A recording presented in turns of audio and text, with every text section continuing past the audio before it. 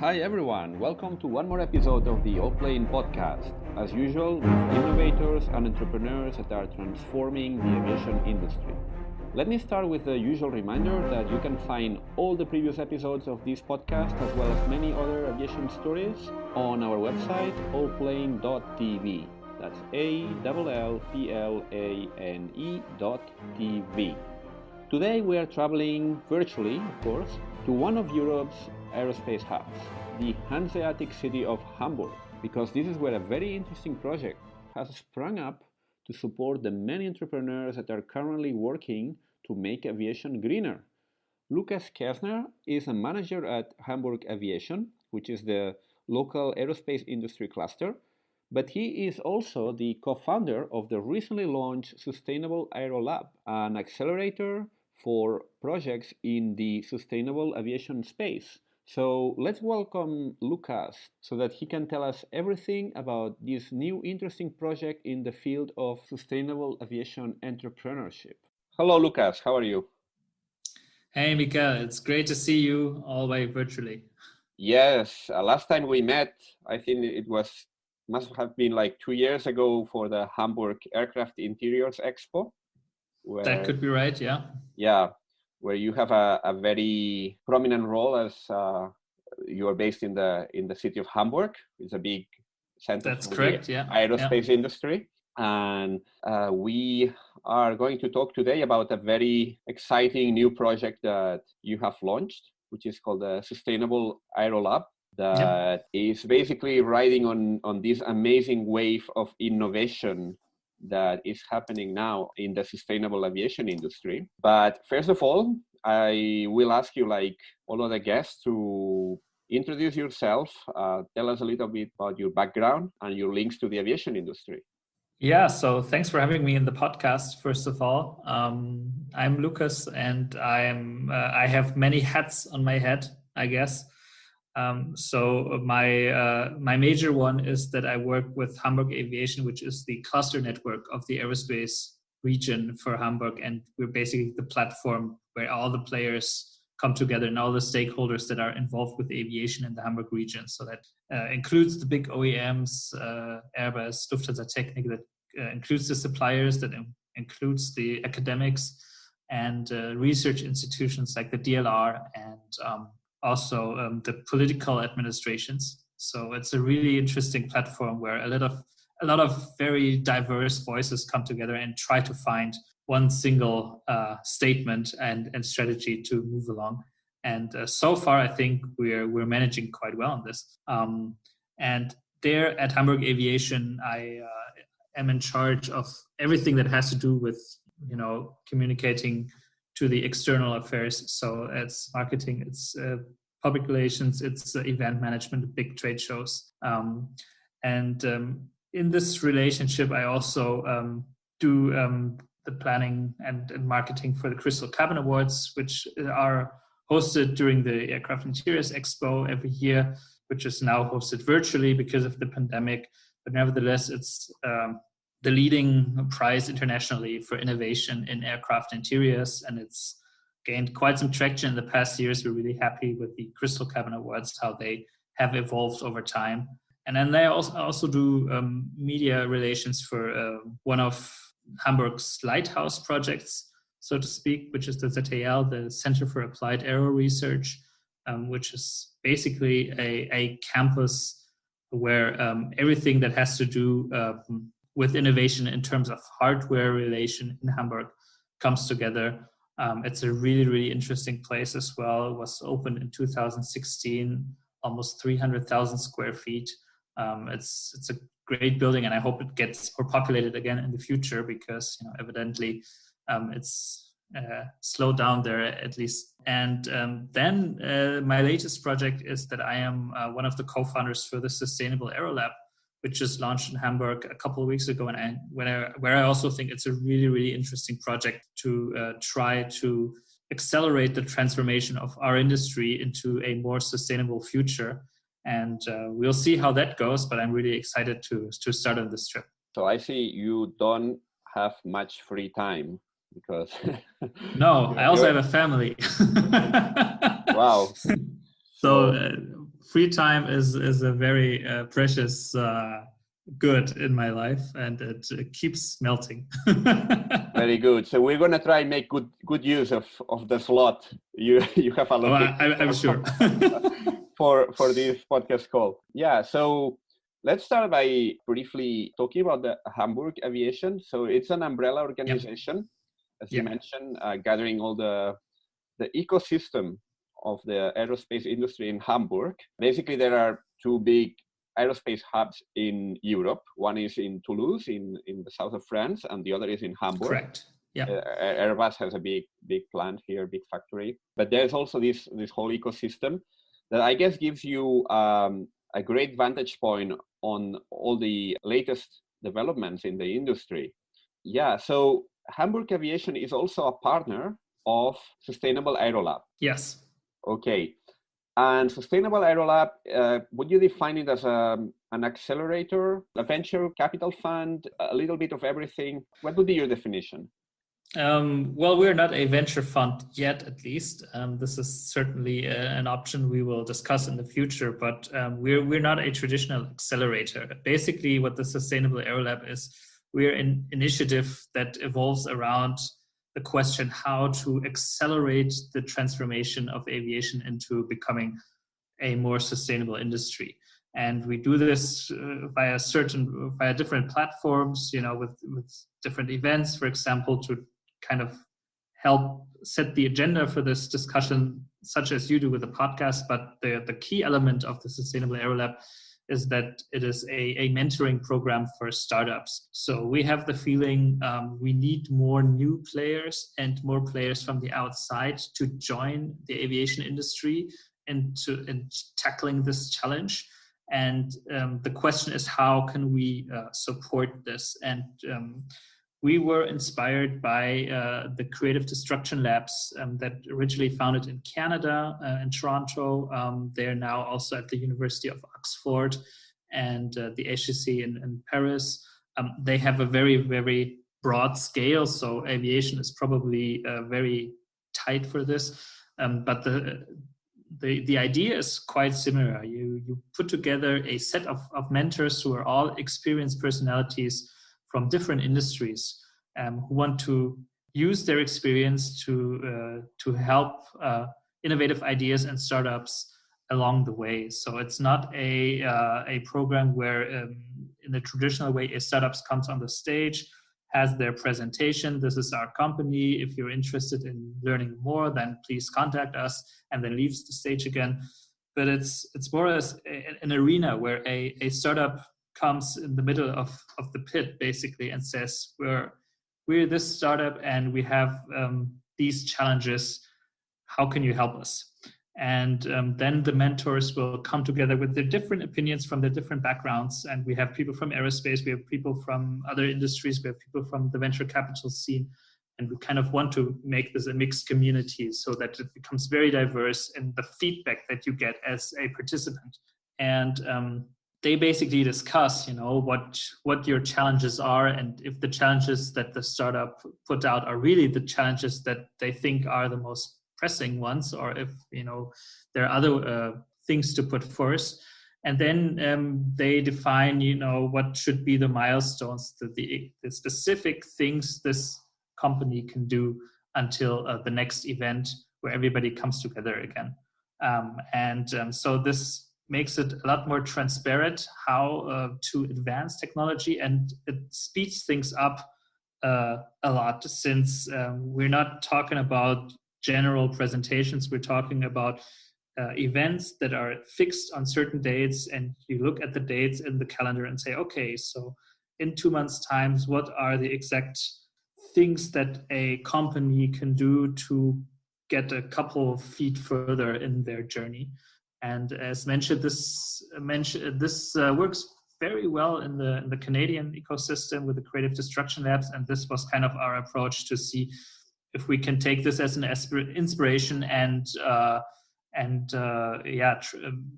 merge it into the aviation ecosystem. Yeah, because your co-founder Stefan Uhrenbacher, he comes from the world of digital startups, right? Yeah, exactly. yeah, it's clear you have adopted this format also from other accelerators out there. So if you're a startup, what could be expected? I mean, what would be the process? You need to apply. Exactly, yeah. And then it's basically a system where the mentors curate the startups which they would like to support. So as a startup, you will basically provide background information on your company, on your financials, and also on what you think your most pressing challenges are. And then the mentors will look at it and decide, if this is an eligible pitch to support in the program. And if a startup is admitted to the lab, there will be 4 event sessions where the startup will receive this coaching, both in breakout sessions with a one-to-one or with 2 mentors discussing with them, and then also in this large arena where everybody is coming together and has a broader discussion. And this is taking place 4 times a year, and then basically this marks the end of the season. So after this, there will be another season with new startups going through this process. And in between the sessions, the mentors can voice if they would like to invest a couple hours of their time into helping the startups along until the next session. So it's not only restricted to the event, so the mentors will stay in touch with them in between the sessions.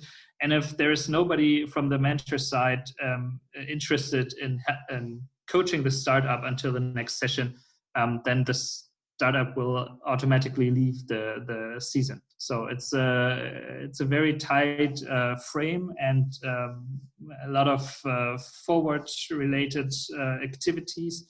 So on the technology side, we're completely open to where and how a startup or project wants to come from. So we will look at entire aircraft developments in the same way we look at new mechanisms to weld tanks, maybe. So the common denominator is that we say we want people and projects to apply that think they can really have a significant impact on reducing the footprint of aviation. Mm-hmm. So roughly every 3 months, a selected startup will have this session with a mentor. Exactly. The mentor, it's always going to be one mentor per startup, or there could be more than one mentor caring about one startup. No, there will always be more than one mentor, but we will have different mentor sessions where 1 or 2 mentors will focus exclusively on that startup, and then the startup will move to the next virtual room, so to speak, and meet with the next mentors. And this is also part of the idea that you realize that even though you're speaking with people who are very experienced and have a long history in a certain segment, they're all very different people. So you might get a positive feedback from mentor A and a negative feedback from mentor B. And this is how real life is. And then you will have to see what you make out of this as a young company. But at the same time, since we also have the large discussion between all the mentors, you will also see how these different opinions interact with each other. And if there is a way to find a common solution for this project in this season or not, but this is completely open. So what's important is that the discussion is on the table, that the challenges are being discussed, and this is where we think this is the largest benefit to get, that you have just experienced people discussing challenges that are not very trivial, and this discussion alone will forward and accelerate the development of sustainable aviation. And the mentors, are they going to self-pick the startups they are advising, or you have some sort of assignment committee for this assignation? So it's basically both. We will have a committee to assign the mentors for the events, but in between the events, it's up to the mentors to decide which startups they would like to follow up. And also, I think one thing that's important to say is we will not take any shares in any companies at any time, and so will not the mentors. So it's completely open to the mentors if they would like to approach one of the companies and become an investor as well. But we don't make this a part of the program, which is official. So the only thing that the mentors commit to is time spent on the startups, but no money. What's your business model then as an organization? Our business model is basically to be a platform where we condensate innovation in this certain segment of aviation, and where we also want to open at least the large room or the large discussions to guests in the future, and where we say this is an attractive offer to aerospace companies or also other players in the segment who want to be part of these discussions and who also want to have a platform to present themselves in what they do in this segment. And this is kind of our long-term goal to finance this lab. But we're very fortunate to have secured the funding for the first 2 years already through Hamburg State. So Hamburg has been a great partner in accelerating this idea with us together, and they were very eager to get this to life, and very, very fast in this as well. So we're really fortunate, as said, to have such a great support by Hamburg there. And they will fund the project management for the first 2 years of the Sustainable Aero Lab. So we're in this great position that we can start off with everything without having to worry about getting the money back in as soon as possible, to not close the doors on this already. So it's the Hanseatic city of Hamburg promoting. Yeah, the Hanseatic Hanseatic city of Hamburg. Okay. Promoting this, and but also I think this is important to say, they're promoting this because they like the idea. So it doesn't have any catches for the startups. You do not have to relocate to Hamburg to participate. There will not be some kind of other trick to trick you into the city. So it's basically just Hamburg wants to play a part in advancing this discussion and be visible on a global scale. And this is an element of doing this. And but this does not mean that a startup has to relocate here or sell some shares to the state of Hamburg and to our governors. And so it's not like this. Mm-hmm. And the first edition this year is going to be virtual on Zoom. So you're going to have all these sessions. But the idea is in the future to, once things get a bit back to normal, to get these presential sessions where you will meet face-to-face with the mentors. Exactly. And this is also because we see that it works very well in other dimensions, and it's a different atmosphere if you meet face to face than just meeting virtually. And we also see that everybody almost that we speak to is enjoying this very much, of meeting face to face, of exchanging. And it's not about just the technological discussions. They can be held on Zoom as well. But it's the small things, the kind of the serendipity that comes along with it, like meeting at the coffee table, or just running into each other in the lobby and saying, hey, I've seen you running around here as well. Sorry, I don't know you. Who are you again? Oh, that's so interesting. And this is something we see in many other projects that we have started so far, and especially with the Crystal Cabin Awards, the judging panel. These are all. It's also a community of very high-ranked individuals with a lot of experience in the PAX-X industry, and they do all this voluntarily. They spend the day before their biggest calendar event of the year in a windowless room, hearing 24 presentations, and they do it for no money. They do it all voluntarily. They screen hundreds of applications in the process before that, and they love it. And they love it because they love connecting with their peers. They love discussing innovation with other people, even if there's if it's people from opponent companies and customers. And it's just a great spirit. And that's basically the DNA of the Crystal Cabin Awards. And this is how we also want to design it for the Sustainable Aero Lab. People just like to exchange with other people on things that interest them. And this works best in person. So, of course, it's our goal to come back to a scenario in the long term where it's a benefit to meet in person. And this is also something that, of course, we will work on. We do not want to have a meeting in Hamburg just because we want to have meetings in Hamburg, but we want everybody to benefit from it. And when things turn back to normal, this will be our goal.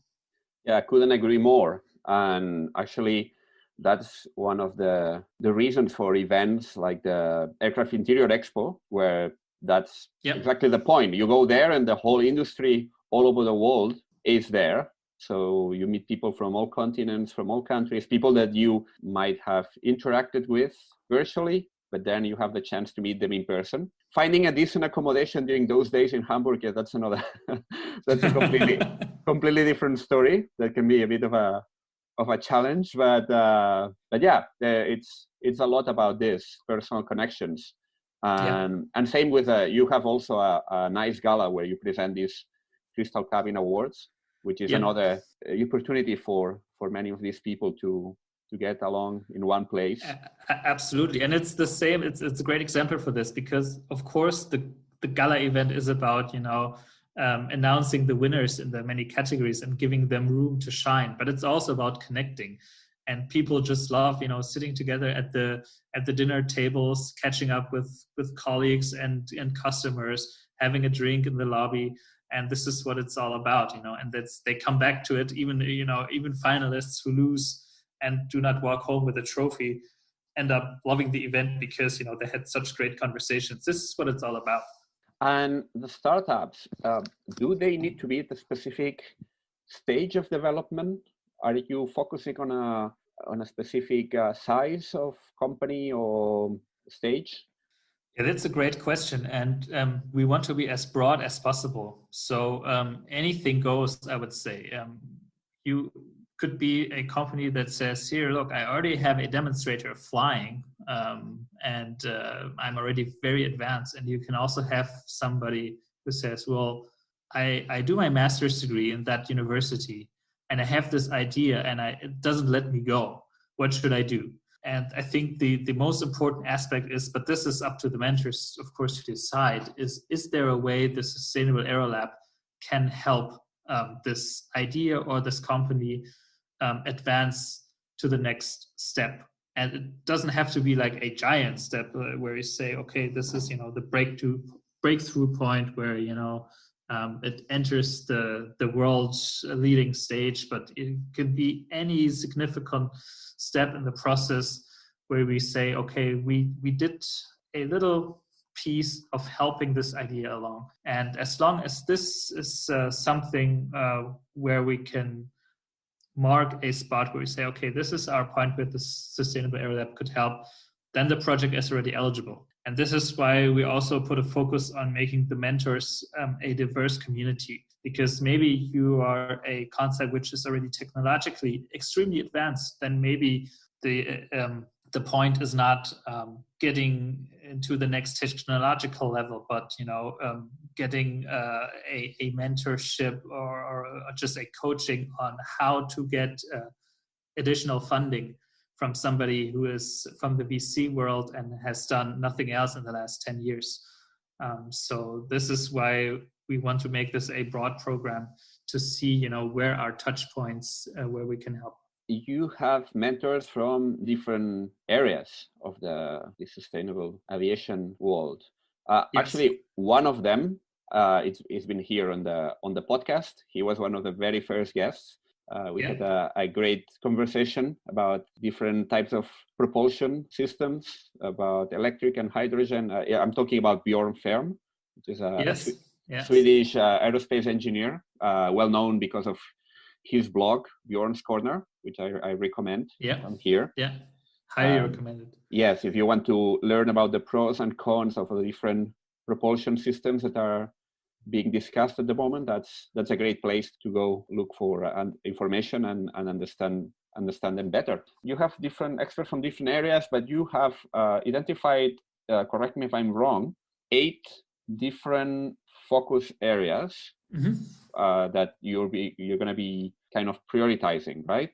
That's hydrogen, electric propulsion, lightweight materials, efficiency improvements, design improvements, operation optimizations, also agilization of the development processes for the aviation industry. That's quite broad already. I see there's a lot of focus on optimization here. I mentioned this because obviously, hydrogen and electric obviously can be, there's a scope here for the sort of moonshot innovations, completely disruptive, like switching to a new technology paradigm. But there's a lot of optimization that can happen between the existing, let's say, the existing technology framework that we have today. Absolutely. And of course, it's good for aerospace if we also have the moonshots, like the Liliums of this world that really pull the train through the media. But I think as an industry, if we want to set ourselves the goal that we want to become, close to zero emission as an industry, then we really also have to look at the points where we can optimize technologies that already exist. And I think aviation is already extremely advanced with great and also complex technologies and how safe they are these days. Aviation is such a safe industry and just seamless in how everything works. It's just amazing. And I think it would be fatal to just say, well, this is not cool any longer. Let's switch to, the new kid in town, which is hydrogen, and abandon everything else we have learned over the past 100 years.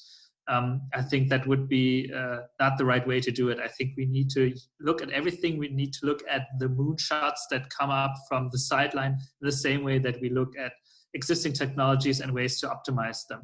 And we also, to mention one point that you just read out there, is the making production faster and everything that has to do with, gaining speed in development and also making things fly.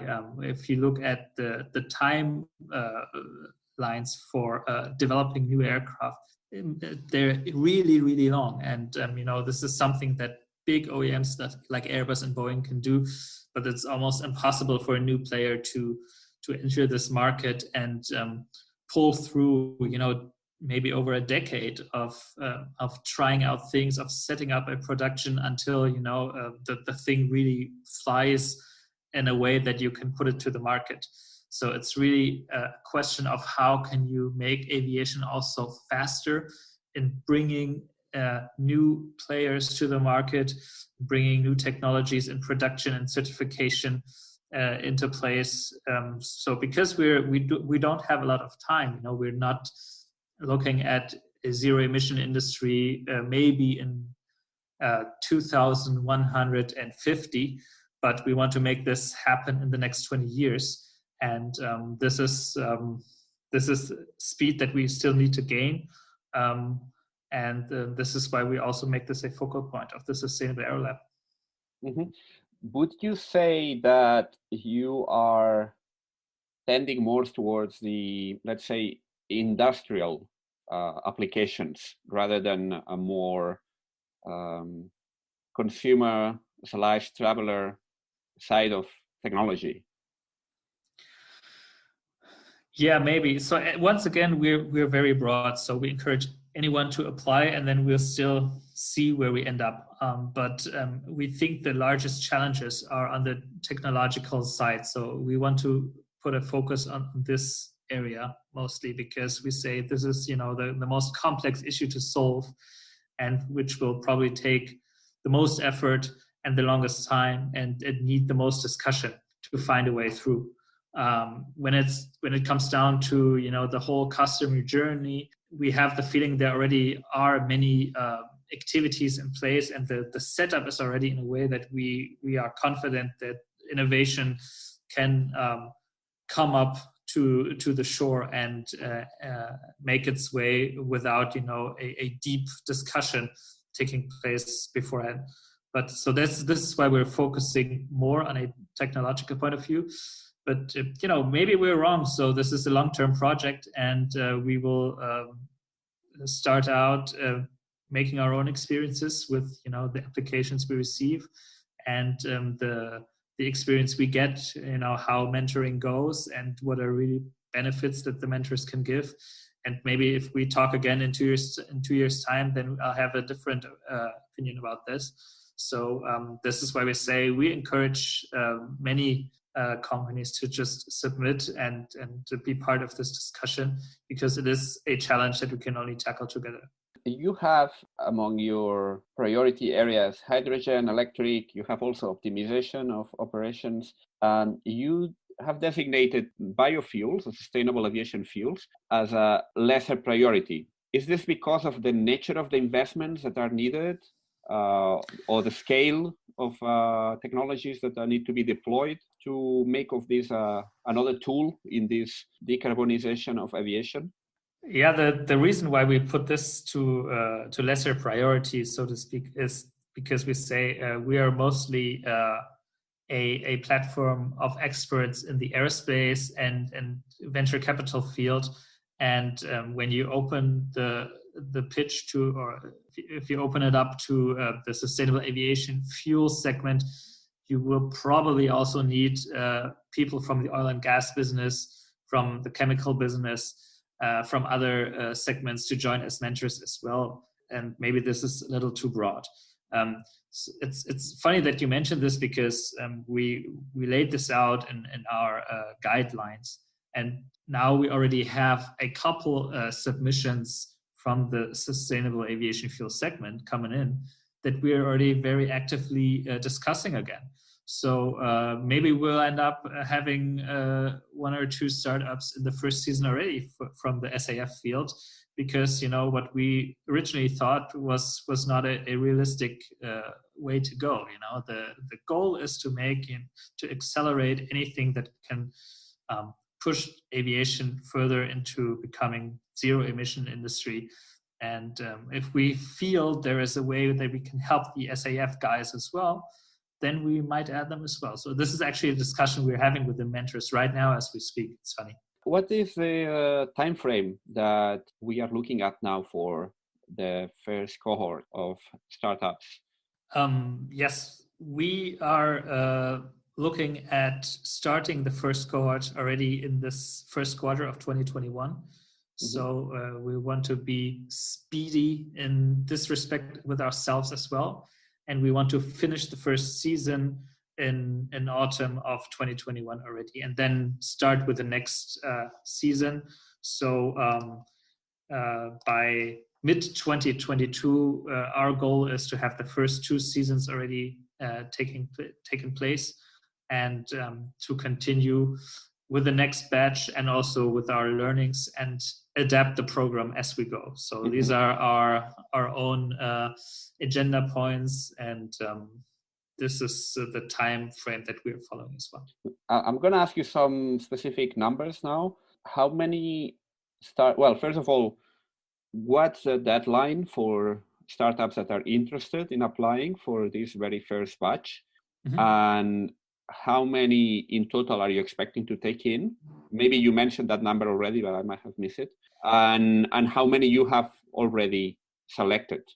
Yeah, great questions. So first of all, for the first 2 years, we do not want to set a deadline to submit, because we want to keep an open door to anyone who thinks they have an interesting idea and maybe we can help. But you must have some cohesion, no, in the group. I mean, if you have a specific calendar of 4 sessions. Yeah, that's true. So the first season will be selected. The participants of the first season will be selected probably by the end of February 2021. So within the next weeks. But even beyond that, we want to stay accessible to people and startups who want to join, and then they maybe be part of the second season. The other question is that, how many applications do we have so far? We're kind of doing a 2-way process right now. So first of all, we have submissions that come in from external, through email, through the website, and then we also have a list of startups that our team is currently curating ourselves, and how we want to assess the market and get an overview for ourselves of companies we'd like to contact from our side, and tell them about the program and say, hey, maybe this is interesting for you now or in the future. So we currently have a long list of, I'd say, 70 to 80 startups that we're looking at. And this will boil down to, we'll start with a very limited amount of startups. And we cannot actually define right now how many startups will be in the first batch, because it depends on the mentors. Of course, we cannot overload the mentors with, say, 8 startups to coach. So we will see where we end up on the mentor stage at the end of February, and then we will be able to decide how many startups we can lead into the process. How many mentors are already on board? We currently have 8 mentors on board, and we're having active discussions with the numerous others. So this will also be a process where we will keep the door open, and we want to expand the list of mentors over the years. So by the end of year 2, we want to have over 20 mentors in the Sustainable Aero Lab, because evidently, of course, we will not have a situation where every mentor will be able to participate on all 4 events of every year. Yeah, makes sense. And startups that want to take part in this, can you please remind us the website where they can find the application form? And of course, all the other information about the Sustainable Aero Lab. Yes, of course. I think it's fairly easy. It's just sustainable.aero. Okay. So hopefully everybody can take this one down. Yeah. And everybody will find all the informations needed. And if there's anything else, there's contact forms all over the website. At least I hope so. But last time I checked, there was. So everybody is encouraged to just get in touch should there be any questions, or if any company or project wants to submit. Excellent. Lukas, before we wrap up, any other projects, initiatives, programs that you are working on, not just at Sustainable Aero Lab, but at Hamburg Aviation, or other initiatives, as you mentioned earlier, that you are also involved in that you would like to share? Yeah. So I think Sustainable Aero Lab also keeps me quite busy, but actually we do have numerous initiatives from Hamburg that are currently in the making or being worked on, also as a response to the pandemic and to the challenges that come with it. For those of you who are interested, if you go to our website, Hamburg-aviation.com, we do have a subpage and a campaign which we just launched last week, which is called Hamburg is Boarding, and where we showcase some of the projects that are currently taking place in Hamburg. We do have some other cool projects, such as MediFly, which is a drone delivery in the urban sphere between labs and clinics. So how to avoid traffic congestion and help people in the surgical field to just speed up getting results for medical records.